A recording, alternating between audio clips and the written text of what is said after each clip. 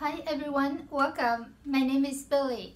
Today I would like to share with you two combination outfits that consist of a crisp white shirt and two pleated skirts. And the skirts one has a nautical theme, another one has a sort of a camouflage military vibe, and so that's why I call today's video's title Surf and Turf. The shirt that I will share with you today is this one here, made from about 1.5 yards of cotton poplin that I purchased from Amazon.com. And so here's a close-up look of the fabric. I mean, I think it's a pretty standard cotton poplin without any texture or embroidery. So this is what it looks like, and it's exactly what I wanted. It's white and it's very crisp and it's 100% cotton. So overall, I am very happy about this fabric. And about the pattern that I used for today's shirt is from my monster shirt pattern by the French pattern company Dress Your Body. And I previously talked about this particular shirt pattern in my video 48. And so this version is basically the same as the black viscose version in that video, in the sense that I added the bust darts, and also I used the 3/4 length sleeve with ruffle details at the cuff, and also the left cuff here that I could just open, even though I don't really need to open it to get in and out of this shirt. But instead of the stand ruffle collar in that black viscose blouse version, I chose instead to use a Peter Pan shirt collar with ruffle details. And so it would look like this if I were to button it up all the way. So this shirt construction, is actually exactly the same as the cotton eyelet dress that I talked about in my last video number 54. So exactly the same Peter Pan collar with ruffles, and also exactly the same as the 3/4 length sleeve with ruffle details. So in a way, you might be able to see best in this version, because of the color and also the fact that it has no pattern. And somehow for this one, my ruffling is not so even, but that's okay. Perfection is a bit of an illusion, I think, in all things in life. And as you can see, a bit of a gathering here, so like a very sort of muted gathering, and a little ever so slightly puff at the shoulder, and then the ruffle details at the cuff area. So overall, I really like this combination. And because this is a shirt, so instead of buttoning it up all the way, I thought I would wear it as a regular shirt with a bit of an opening at the neck area. And so overall, I am very happy about this shirt. And then really, it doesn't take very much time to make the shirt, because obviously the shirt has no lining. So in a way, I just halved the amount of time that I needed to spend on this particular garment. The first skirt that I will share with you today that I am pairing with this white cotton shirt is this one here, made from quilting cotton that I purchased from Walmart.com. And so as you can see, it is a sort of a camouflage print. So this is what it looks like. And the pattern used for this skirt is the Vogue V9267, and this Vogue pattern is a dress pattern, but I just used the skirt portion only.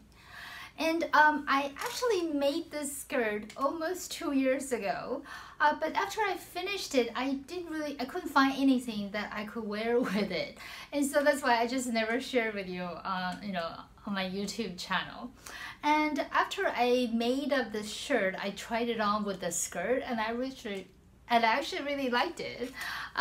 So that's why, that's why I am able to share with you. And one thing about the skirt was that I didn't know it at the time that a skirt that is part of a dress would have more ease than a standalone skirt. And so I didn't know. So I just cut it out the standard skirt portion for a dress, a commercial pattern, which is generally for me a size 10 for the skirt and also size 8 for the bodice. And so after I made it up, it was just really big as a standalone skirt. So I had to really take it in at the sides here. But then I already added the pockets already. So in this one, the pockets are really folded in, but it still works out fine. So that's okay. And originally, I did not add lining to this skirt when I made it about almost 2 years ago. But then now that I am fairly proficient in adding lining to my garments, so I decided to go back and add the lining to the skirt. And it really was not too much extra work to add the lining. And so fairly minimum unpicking. And in a way, I am glad to have the chance to revisit this project, because even though my workmanship was never horrible, I definitely think I have improved since. And so in a way, it gave me this opportunity to go back and just further refine the workmanship on the skirt. So overall, I am very happy about it. Oh, one thing I forgot to mention about the skirt is that I'm still somewhat ambivalent about this feature. Is that it's kind of hard to see, but there's actually top stitching at the sort of pleats here. So only about, I would say, the first 25%. So only the pleats are only the top stitching to secure or to sew down the pleat is only up here, and the rest of it is not, is open. And so in a way, it keeps the pleats sort of more in place, but then it does add, sort of lines here. So I'm still not sure if I love it or neutral about it. But overall, I am quite happy about this combination. And so overall, it's a success, considering it has been sort of sitting in my closet for the last 2 years. And so here is a quick video of this ensemble. And I paired it with my trusty 3.5-inch pointed toe heels that I purchased from Bloomingdale's many years ago.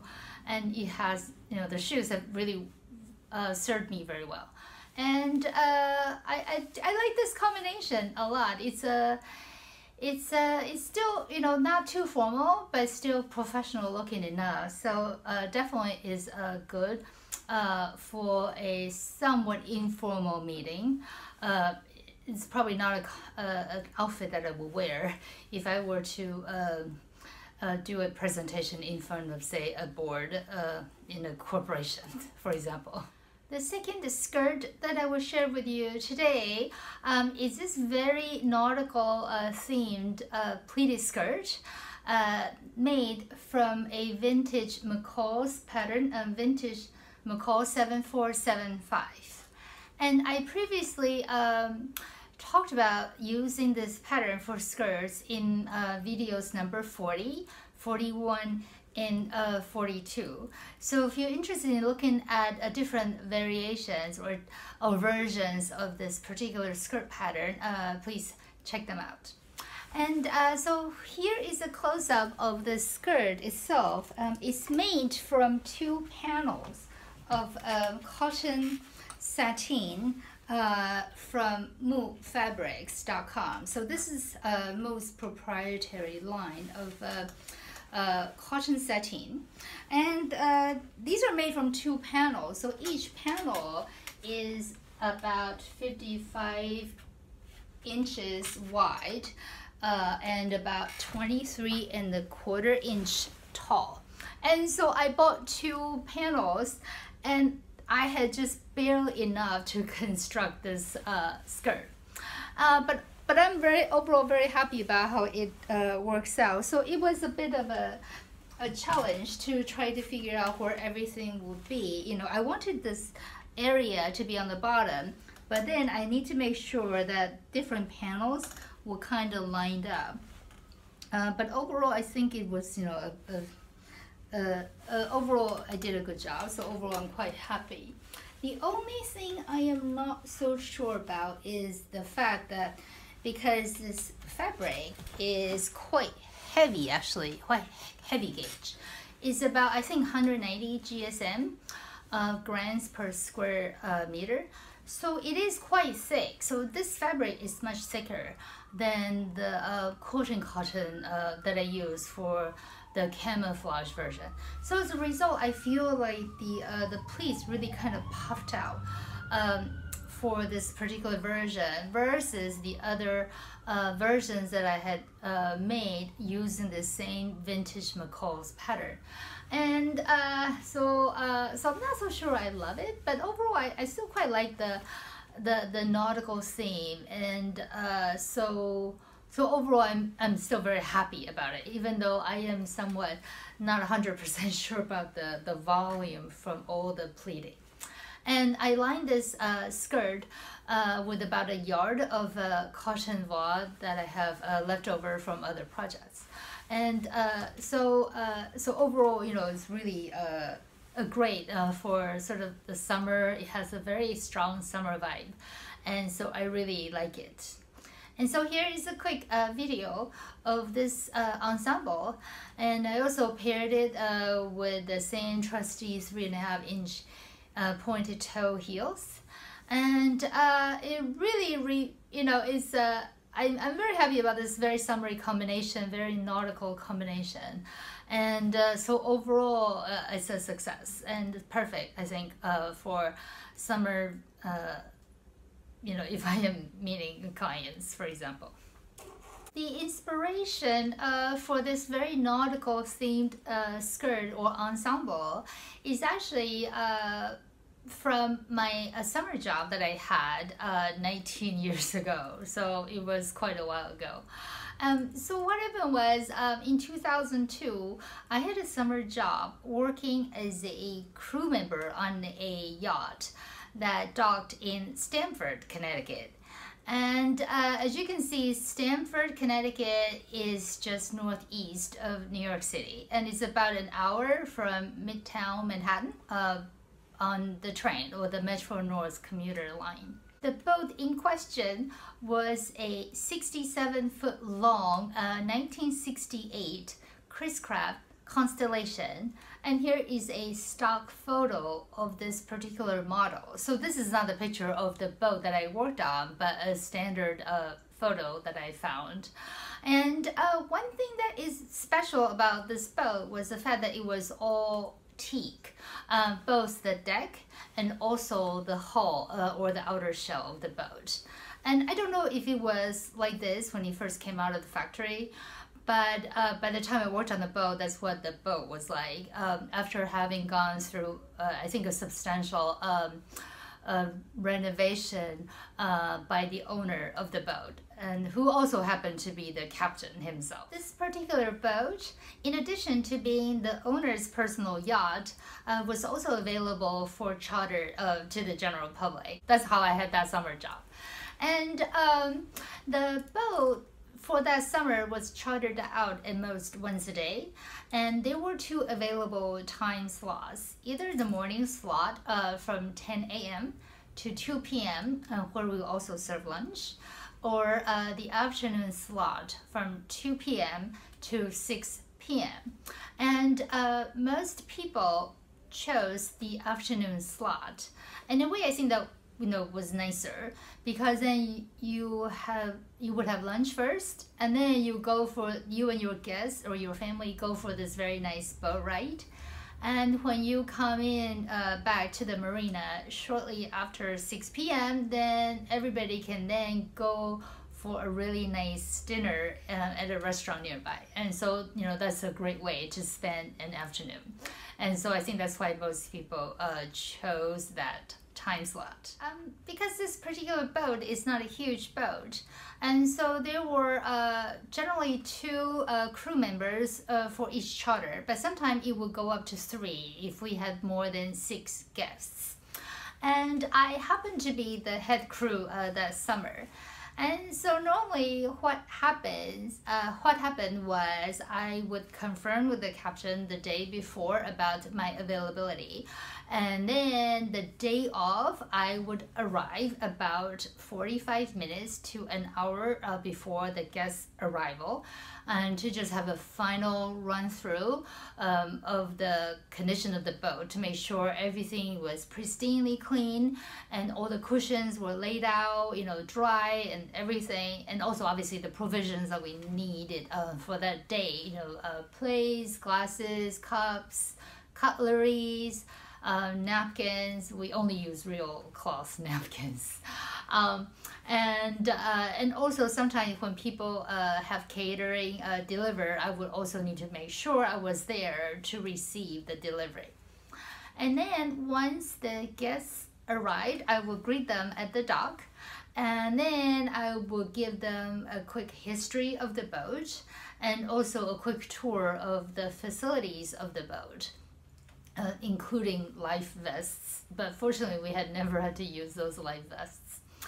And so that's kind of what my duties were. And then once we got going, then about 45 minutes to an hour in, we would start serving beverages and whatever snacks. And then if they are celebrating something and then they brought the cake, we will also make sure we had the plates and everything out, or they have champagne.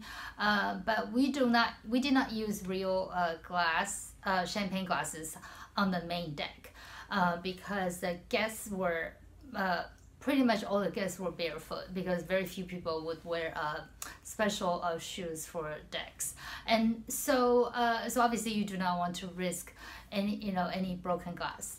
But even though in the lower deck, where the dining room area was, because it was all carpeted, so the captain did allow real glassware in that area. The minimum amount of time per charter was 4 hours that summer, even though obviously one could charter the boat for longer, but 99% of the time people charter, the standard 4 hours. And so the captain has developed, I guess, a standard route, just kind of go around Long Island Sound, where things might be scenic, before we return to the marina. And so there was one incident that was quite interesting for me as a crew member. One time, I would guess about maybe halfway into the charter, I noticed we were getting fairly close to shore. And that seems a bit too early to come back to shore, even though we were not close to the home marina. And then all of a sudden, the captain announced, crew prepare for anchoring. And I was like, okay. And then turned out the guests wanted to jump off and for a swim in the ocean.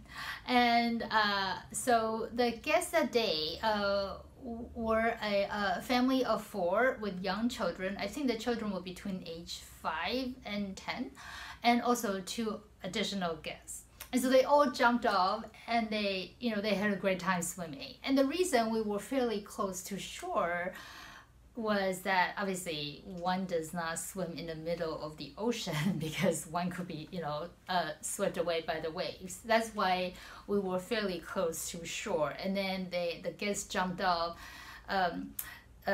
in between the shore and the boat. So in a way, the boat also serves as a bit of a protection for more waves. And they were in the water, I think, for about half an hour, and it just had such a great time, especially the children. And then they got back on, and originally they just brought some beach towels with them. The idea was just dry up, and then we'll head back to the marina, and they could wash up either at the clubhouse or at home.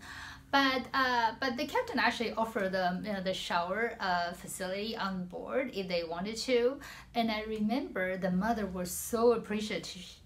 She said, "Oh my goodness, you just made my life so easy," because by the time we got back shore, you know, the children and everybody will be cleaned and dried already. And so I remember that I showed the mother where the shower was, and also, you know, I laid out all the clean towels for her, and also the hair dryer, etc.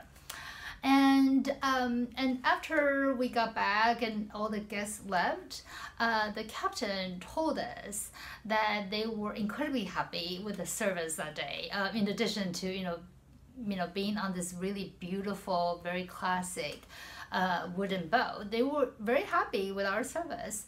And so they tipped us an incredibly generous amount of tip. It was more than double the standard tip. The standard tip at that time was about $100 for every 4-hour charter. But they tipped us, I think, $250 per crew member. And on top, and then plus also the what we got paid by the owner of the boat. So I remember I made $400 that afternoon. And that was just really mind-boggling. And also, I received a very early lesson about trickle-down economy. Another notable incident of that summer was, it was a morning charter, and the guests, we left a little late, later than usual. So we left about 11 a.m. And then the guests wanted to go to a restaurant in Norwalk, which is just about a little further north from Stanford.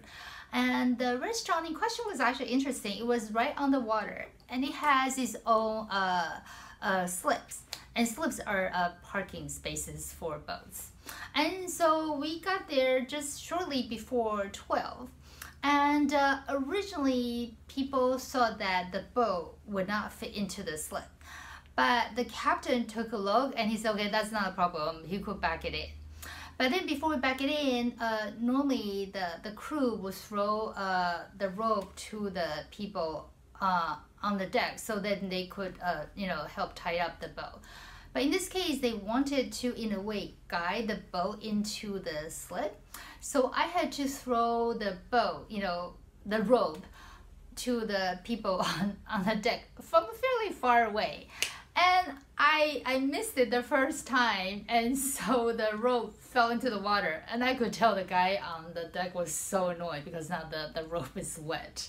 So then I got to pull it up and roll it up again, so it has enough mass. And the second time I threw it, it was fine. So the guy was able to grab it. And the way they kind of helped guide the boat into the little slot, the slip. And so by the time we were docked, there were only about 2 inches of clearance on either side of the boat. And that was an amazing demonstration of the captain's skill in docking that boat. And I remember when we were done docking, he received a round of applause just because people were so impressed with it.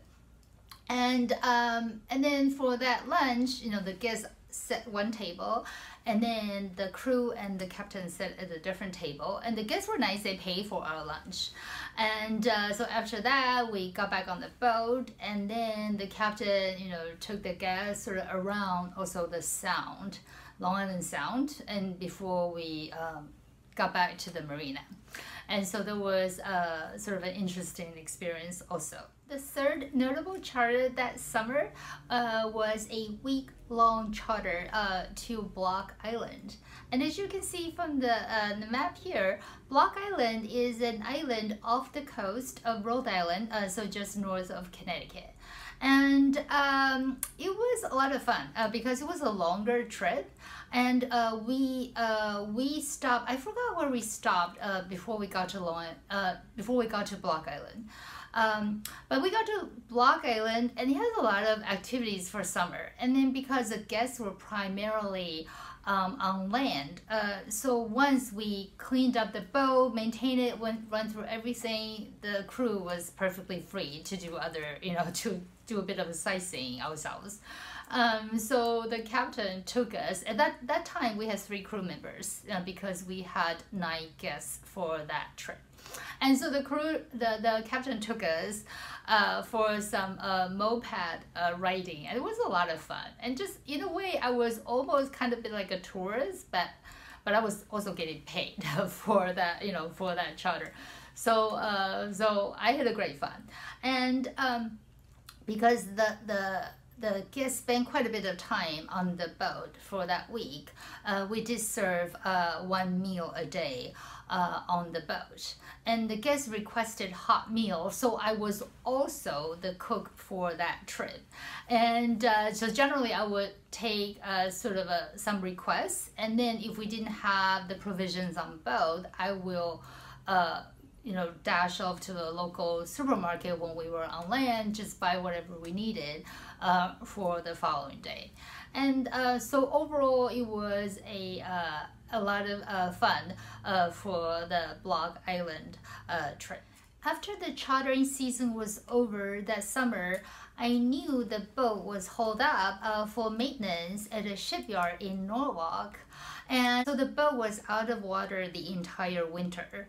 And then by the time the spring rolled around, they had to prep the wood before they could lower the boat into the water, because the wood, the hull would have dried up. And so they needed to prep it, and I think probably just douse it with water, every so often or every day. So the wood would expand, and therefore the planks would now, form a watertight seal before they could lower the boat into the water. And after that, I think the boat and the captain moved down to Florida, and so that was the last I had heard, directly from the captain about the boat. And about, I think maybe 10 years ago, I was talking to a friend about my summer job. And so I decided to look up the boat and also the captain to see what was happening. And unfortunately, I found an article in the local newspaper that the boat had a sad ending. So what happened was the boat apparently had fallen into disrepair. And I guess the marina was concerned that it could sink and therefore could contaminate the water with all that diesel still in the boat. And so they had to they managed to get it to float up and then hold it out of the water. And I think eventually it just kind of got disassembled and disposed of. And then knowing, so that kind of was a precursor to a bad feeling about the captain, because the captain normally would not allow the boat to fall into disrepair, because he also was the owner of the boat. And so I was able to find an obituary on the captain. Apparently he died a couple of years after moving to Florida. But the obituary did not say, really anything more about the cause of death or whatever happened. So unfortunately, that was the end of the story there. Obviously, I was sad when I learned about this, but I would always appreciate the lesson that I learned from the captain, that the enthusiasm and the zest for life that the captain had really made an impression on me. And so I would take it with me wherever I go, and I will remember it always. Thank you so much for watching. I hope you have enjoyed this video, and also hearing about my summer job. That was the inspiration for the nautical themed skirt that I share with you today. And so I hope you will stay safe, be well, and I hope I will see you soon. Bye-bye.